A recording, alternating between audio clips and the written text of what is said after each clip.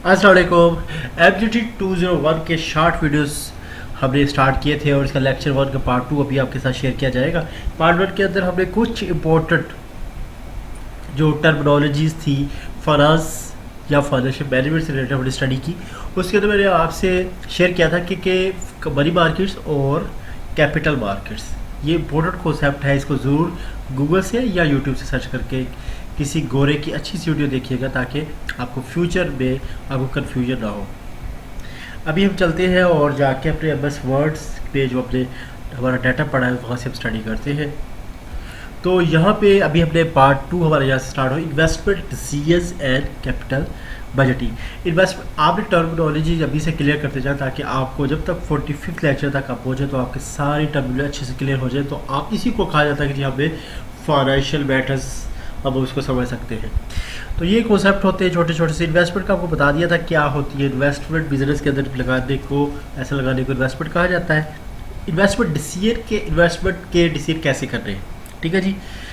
इसके अंदर ये investment no doubt about that इसके अंदर लिख रहा है कि ये बहुत इंपॉर्टेंट होती है ऑर्गेनाइजेशन के लिए, आपकी अपनी लाइफ के लिए भी, एक इंडिविजुअल के लिए। हमने अभी तक जितने कॉन्सेप्ट डिस्कस कर रहे हैं किए हैं ये कर रहे हैं वो सारे के सारे हमने एक बिजनेस या कॉर्पोरेट के कॉन्टेक्स्ट में कर रहे हैं, कंपनी के ऑर्गेनाइजेशन के कॉन्टेक्स्ट में कर रहे हैं। हमने इंडिविजुअल को नहीं देखना। लेकिन यही सारे मैटर्स आपको इंडिविजुअल एज ए इंडिविजुअल अपनी लाइफ के अंदर भी इम्प्लीमेंट करेंगे। ज़ाहिर कंपनीज भी एक इंसान से बनती है तो आपको अपनी लाइफ के अंदर इनकी समझ होनी चाहिए।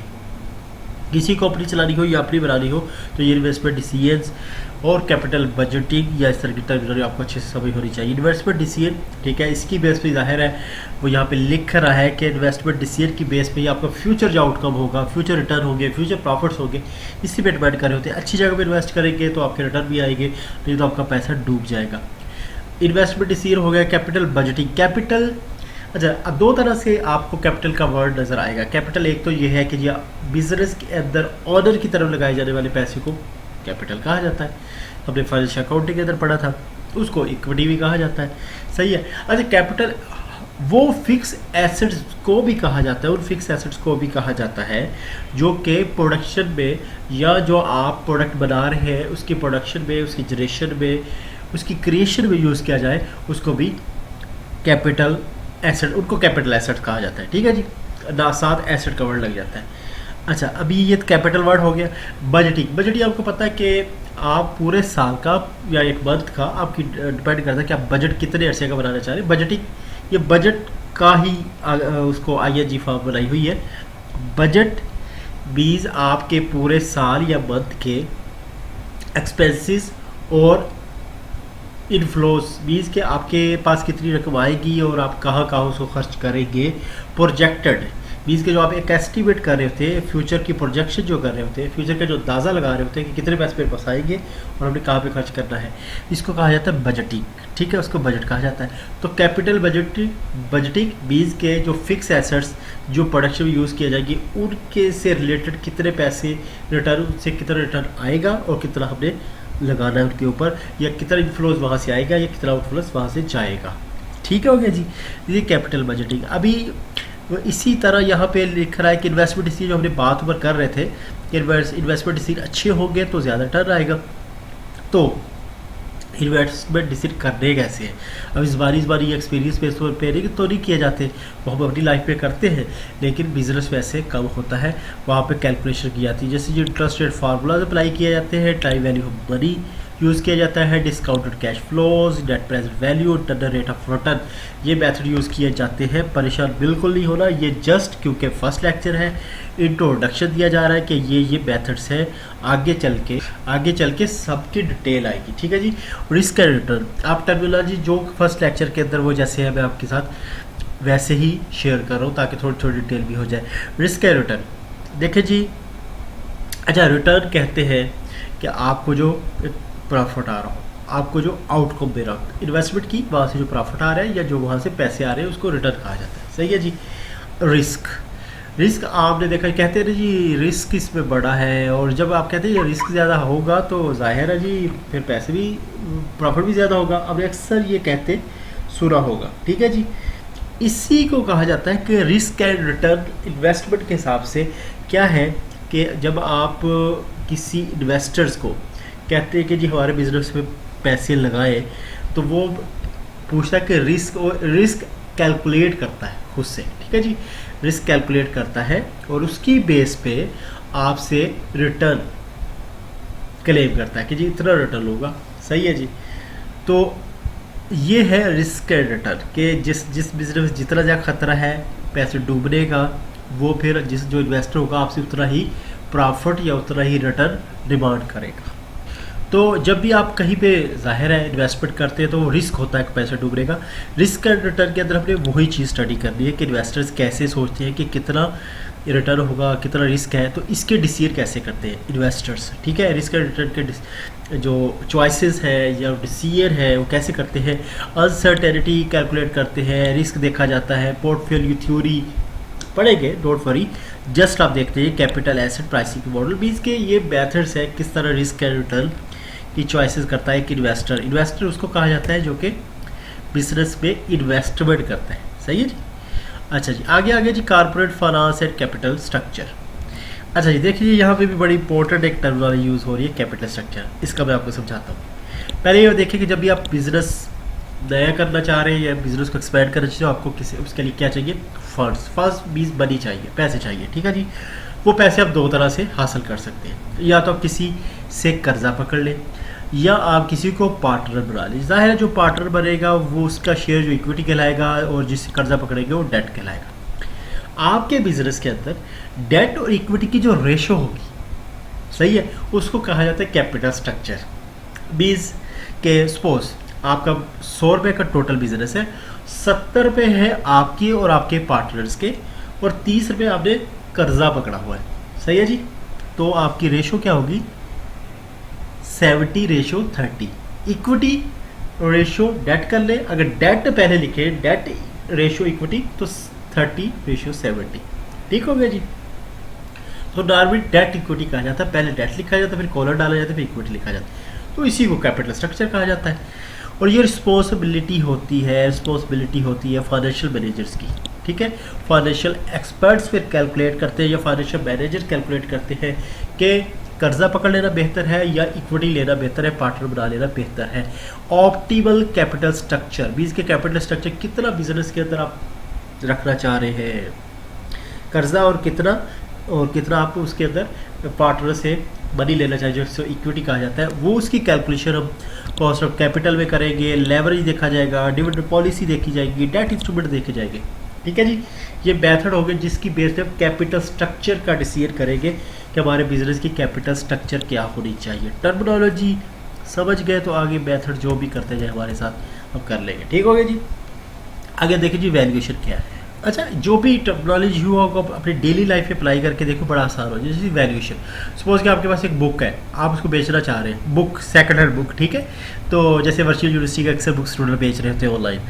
वैल्यूएशन आप उसे कहते हैं वैल्यू क्या है, बीस प्राइस इसकी क्या है, वैल्यूएशन। अच्छा जी, आपके पास एक मोटरसाइकिल है, आप सेकंड अब बेचना चाह रहे हैं, आप वैल्यू करवाएंगे मार्केट से, वैल्यू लगवाएंगे उसकी क्या वैल्यू, मार्केट वैल्यू सुना होगा आपने, गाड़ी है एटसेट्रा, जो भी चीज़ है उसकी वैल्यूएशन। इसी तरह जो क्रेडिटर्स हैं या इन्वेस्टर्स हैं वो कंपनी की वैल्यू जो है उसको बयर करते हैं। बयर कैसे करते हैं कि कंपनी के पास कितने शेयर्स हैं, कितने बॉन्ड्स हैं, ऑप्शंस क्या है, कॉर्पोरेट, सारी चीज़ें पढ़ेंगे कि सपोज आप शेयर और बॉन्ड तक अपने आप को महत्व रखें। ऑप्शन जो भी ये होते हैं, ठीक है, आगे डिटेल आएगी तो उसमें जाते हैं। शेयर बॉन्ड जाने पहचाने इस वजह से इसी तक रहते हैं।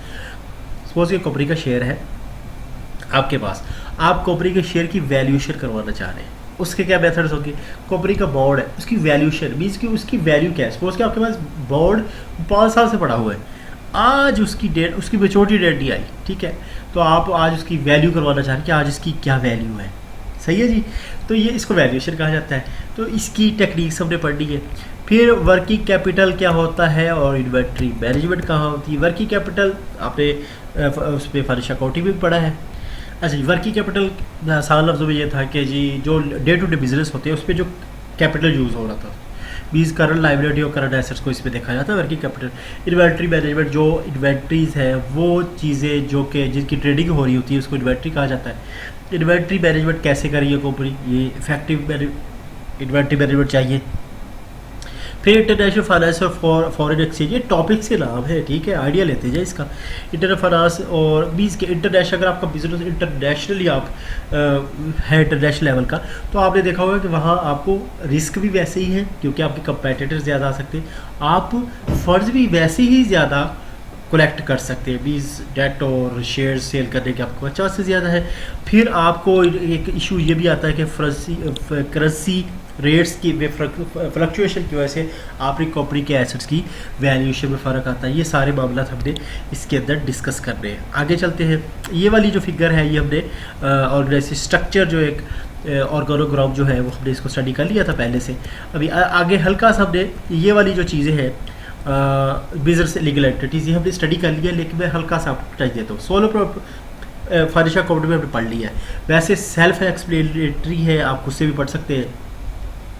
सोल भी होता नहीं, सोल अकेला, ठीक है, प्रोप्राइटरशिप ऐसा बिजनेस जिसमें एक ही बंदे का हो, अकेले का बंदा होता है। इसमें ये होता है कि जो आपकी लाइबिलिटी होती है वो अनलिमिटेड होती है, तो बीस के आप अगर होते हैं बक्रूज हो जाते हैं तो आपका सारे का सारा कर्जा जो है वो आपको ना सिर्फ अपना बिजनेस बल्कि आपके घर का सामान तक भी बेचना पड़े तो लोग आपको बेच के आपको लोगों को वापस करने पड़ेगा। इसका कहा जाता इस चीज़ को कहा जाता है अनलिमिटेड लाइबिलिटीज़, ठीक है जी।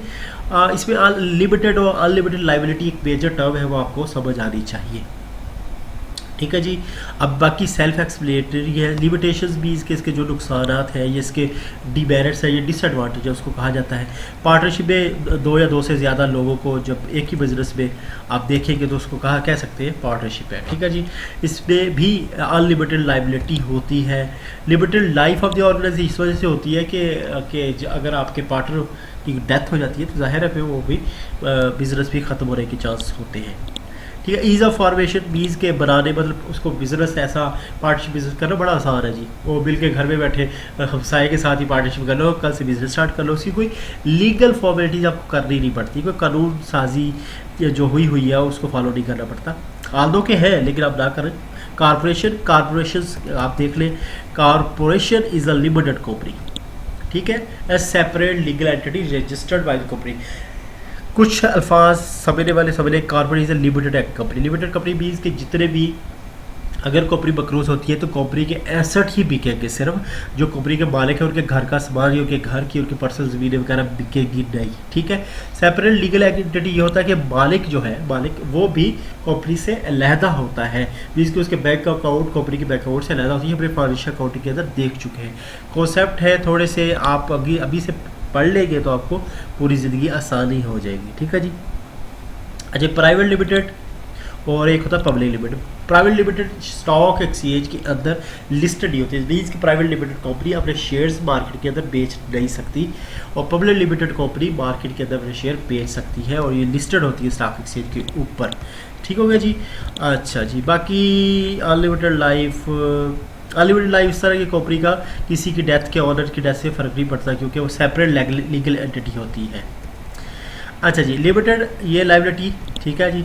Creditor and banks cannot confiscate personal properties of director and shareholders in case of its bankruptcy, ठीक है। जैसे अगर दिवालिया हो जाती है कंपनी तो जो क्रेडिटर्स है या जिन्होंने कंपनी को कर्जा दिया हुआ या उसमें इन्वेस्ट किया हुआ तो वो पैसे अपने ले नहीं सकते उनकी जायदाद को, पर्सनल जायदाद को जब्त करके, ठीक है जी। डबल टैक्सेशन इसका नुकसान है कि एक तो कंपनी टैक्स देती है, एक जब ऑनर्स को प्रॉफिट दिया जाता है तो वो ऑनर अलहदा से अपने टैक्स देते हैं।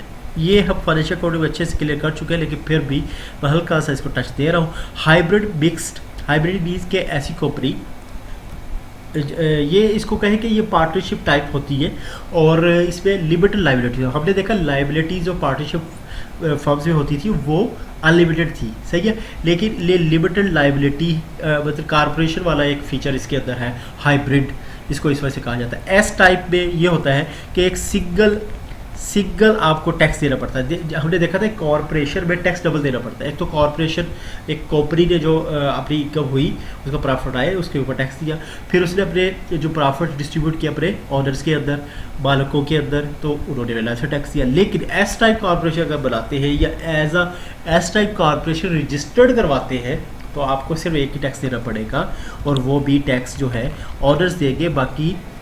बाकी कॉपरी को ये देखिए जी, एस कॉर्पोरेट सब डज नॉट पे एनी ऑफ इनकम टैक्स, के खुद को उसको इनकम टैक्स देना नहीं पड़ता। सही है जी। इसी तरह एलएलपी को देख लेते हैं। देखिए अल्फाज खुद बोल रहे हैं, जैसे एलएलपी है लिमिटेड लाइबिलिटी पार्टनरशिप। अच्छा, इसमें क्या होगा, पार्टनरशिप में हमने देखा था अनलिमिटेड लाइबिलिटी थी, लेकिन क्योंकि लिमिटेड लाइबिलिटी तो ऐसी पार्टनरशिप फर्म जिसके अंदर लिमिटेड लाइबिलिटी हो। ठीक है जी। बीच के अगर मकरूज हो जाती है पार्टनरशिप फर्म तो उसके पर्सनल प्रॉपर्टीज़ जो है मालकान की या ओनर्स की वो बिकेगी नहीं। ठीक है। और डबल टैक्सेशन भी नहीं देनी पड़ेगी। हालांकि ऑर्गेनाइजेशन बन गई, अगर फर्म बनेगी तो उसको डबल टैक्सेशन देनी पड़ती है, लेकिन इसके अंदर नहीं देनी पड़ती। तो ये मतलब अल्फाज खुद ही बोल रहे हैं जी। पर्सनल कॉर्पोरेशन, देखिए पर्सनल कॉर्पोरेशन या प्रोफेशनल कॉर्पोरेशन ऐसी कॉर्पोरेशन है जो कि प्रोफेशनल बिल के बना लेते हैं, जैसे doctor, lawyer, accountants prefer to register their businesses as professional corporation. ज़ाहिर है इनकी डिटेल तो हमारे पास नहीं है, अगर डिटेल हम स्टडी करेंगे तो इनके अपने अपने बेनिफिट्स होंगे। अगर बनाई गई है और रजिस्टर्ड होती है तो इनके कुछ ना कुछ फ़ायदे होते हैं, जैसे हम अभी से देखते आ रहे हैं। अच्छा, ये इस पेज के आप ऊपर देख रहे हैं balance sheet and financial management perspective, कि हमने जो भी स्टडी कर लिया है वो सारा इसके अंदर शो किया जा रहा है। हमने देखा कि बैलेंस शीट के अंदर एसेट्स होते हैं, लाइबिलिटीज़ होते हैं। वर्किंग कैपिटल क्या था कि एसेट्स, और उसमें करंट एसेट और करंट लाइबिलिटी देखी जाती है। फिर कैश बैलेंस ज़ाहिर कैश से ताल्लुक़ है। ट्रेजरी मैनेजमेंट मार्केट सिक्योरिटी के साथ से ताल्लुक़ है। इन्वेंट्री मैनेजमेंट डेफिनेटली इन्वेंट्री के साथ ताल्लुक़ है। इसकी इस तरह की चीज़ें लिखी जा रही है। कैपिटल स्ट्रक्चर में देख लें, वही इक्विटी के इर्द गिर्द दूसरे बना दिया है, और डेट के इक्विटी कैपिटल स्ट्रक्चर का ताल्लुक डेट और इक्विटी से होता है। सही है जी। वही बातें जो हमने डिस्कस की वो सारी बैलेंस शीट के फॉर्मेट में आपको दिखा रहे हैं कि कहाँ कहाँ लाई करती है बैलेंस शीट के अंदर। अच्छा, इस पेज पे आपके साथ ये डिस्कस की इंटरनल एक्सटर्नल बिजनेस के इन्वायरमेंट हमने काफ़ी बार स्टडी किया। मार्केटिंग में प्रिंसिपल मार्केटिंग के अंदर किया है, फाइनेंशियल अकाउंटिंग के अंदर किया है, कि जो भी ब्रीफली बताऊँ आपको कि इंटरनल बिजनेस इन्वायरमेंट क्या होता है। जो भी डिपार्टमेंट्स होते हैं बिजनेस के, ठीक है, जैसे एचआर, जैसे यहाँ से देखिए marketing, operation, HR department, technology, finance, ये सारे जो है इसके इंटरनल इन्वायरमेंट होता है। इसके अंदर माहौल जो है लोगों काम करने का, क्या रूल्स है, पॉलिसीज़ क्या है, ये सारे ये इंटरनल इन्वायरमेंट बिजनेस का कहलाता है। एक्सटर्नल इन्वायरमेंट के अंदर बिजनेस का जिससे वास्ता पड़ता है वो एक्सटर्नल बिजनेस इन्वायरमेंट के आते हैं, जो कस्टमर्स है, सप्लायर्स है, कंपेटिटर्स है, गवर्नमेंट से भी वास्ता पड़ता है, टेक्नोलॉजी से भी वास्ता पड़ता है। ठीक है, टेक्नोलॉजी आपके पास जो अवेलेबल है वो इंटरनल में आएगी, जो मार्केट में आती रहती है, न्यू आती रहती है, एडवांसमेंट्स आती है, वो एक्सटर्नल इन्वायरमेंट में आती है। इसी तरह ये इसके अंदर डिस्कस कर रहे हैं। आगे चलते हैं जी। अच्छा जी, याद दो कि हम डिस्कस कर चुके हैं कैपिटल मार्केट्स के एंड में, एक बार फिर आ रहा है लेक्चर के एंड में, कि कैपिटल मार्केट्स कहाँ ट्रेड होती है, स्टॉक एक्सचेंज के अंदर। ठीक है जी, ये मैंने आपको पहले भी बताया था। लॉन्ग टर्म होती है। लॉन्ग टर्म का जब भी वर्ड आए तो समझ लीजिएगा कि 1 साल से ज़्यादा वाली जिनकी लाइफ होती है। और कॉर्पोरेट स्टॉक्स, कॉर्पोरेट बॉन्ड्स इसके अंदर आते हैं कैपिटल मार्केट्स के अंदर। क्या क्या है वो टर्म फाइनेंस सर्टिफिकेट्स, TFC हो गए, और नेशनल इन्वेस्टमेंट ट्रस्ट यूनिट्स हो गए, शेयर्स हो गए, बॉन्ड्स हो गए, बॉन्ड्स के लॉन्ग टर्म बॉन्ड्स जो भी उनके नाम होंगे वो। मनी मार्केट्स के अंदर मैं आपको एग्जांपल दी थी कि ऐसे तरीक़ाकार जहाँ से आप शॉर्ट टर्म के लिए लोन हासिल करें। याद रखिए कि हम इंडिविजुअल की बात नहीं कर रहे, हम खुद से मनी मार्केट से पैसा लेने को, हम ये पैसा नहीं ले सकते। हम ये बिजनेसेस, कंपनीज जिनकी क्रेडिट रेटिंग बहुत ज़्यादा हो या गवर्नमेंट्स, वो ले सकती है। जैसे कि अगर फ़र्ज़ करें कि आपकी कंपनी को पैसे चाहिए 6 महीनों के लिए, तो अपने ऐसे बॉन्ड्स निकालेगी। ठीक है, जैसे आप बॉन्ड्स के नाम देख लें पहले, ये देखें जी, आपकी कंपनी शॉर्ट टर्म बॉन्ड्स, ऐसे बॉन्ड्स निकालें जिनके नाम ये हैं। ठीक है, या गवर्नमेंट ने ऐसे बॉन्ड, ये गवर्नमेंट ऑफ पाकिस्तान के बॉन्ड्स है। जब गवर्नमेंट को पैसा चाहिए होता है, तो गवर्नमेंट पाकिस्तान जो नॉर्मली बॉन्ड्स निकालती है वो ये वाले हैं। ठीक है जी, ये वाले दो है, T-bills और FIB, फेडरल इन्वेस्टमेंट बॉन्ड्स। और प्राइवेट सेक्टर जो बीस प्राइवेट कंपनीज जो है वो कॉर्पोरेट बॉन्ड्स या डिबेंचर्स के नाम से निकालती है और मार्केट से पैसे कलेक्ट करती है। सही है जी। बीस के इनकी लाइफ इन बॉन्ड्स, बीस के अगर फर्ज करें मैं एक कंपनी हूँ, मैं अपने बॉन्ड्स निकाल रहा हूँ, कॉर्पोरेट बॉन्ड, मुझे 6 महीनों के लिए पैसा चाहिए। ठीक है, मैं 6 महीनों के लिए पैसा लेके, तो 6 महीनों के बाद मैं लोगों के जो बॉन्ड के जरिए जिन्होंने मेरे बॉन्ड खरीदे मैं उनको पैसा वापस करूँगा। सही है जी। तो ये शॉर्ट टर्म बॉन्ड्स होते हैं, मनी मार्केट के अंदर शॉर्ट टर्म बॉन्ड्स होते हैं, एक्सचेंज होते हैं। ये बाकी भी एग्जांपल लिखी है सारी, कॉल मनी, ये इनकी सारी वो यही शॉर्ट ऑफ है सारी की सारी, ठीक है। तो आपका कहीं ना कहीं आपसे वास्ता पड़ा होगा, अगर आपको है थोड़ी कन्फ्यूजन है तो आप गूगल करके इसको देखें। फिर रियल एसेट्स और फिजिकल एसेट मार्केट भी होती है, इससे तो हम बहुत वाकिफ है। जैसे अपने कपड़ा खरीद रहे हैं, हमने गल्ला खरीदना भी, उराज या कपास या गंदम, घर के लिए गंदम खरीद रही है, तो हमने अब ज़ाहिर उसमें मार्केट्स में जाते हैं। गोल्ड खरीदा गोल्ड मार्केट जाते हैं, कपड़ा खरीदा कपड़ा मार्केट जाते हैं, कॉटन एक्सचेंज के लिए कॉटन एक्सचेंज, कॉटन भी कपास तो कॉटन मार्केट, कंप्यूटर हार्डवेयर के लिए उसी जगह जाते हैं, ठीक है।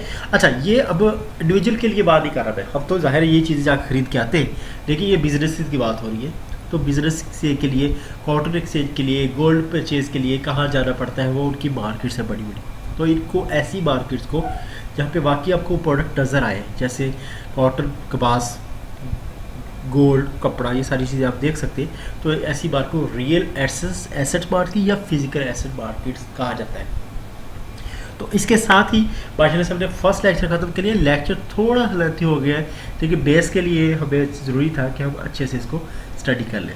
चलिए इंशाल्लाह नेक्स्ट सेकंड वीडियो के अंदर, सेकंड लेक्चर की तरफ से मुलाकात हो। तब तक के लिए अल्लाह हाफिज़, अस्सलाम वालेकुम।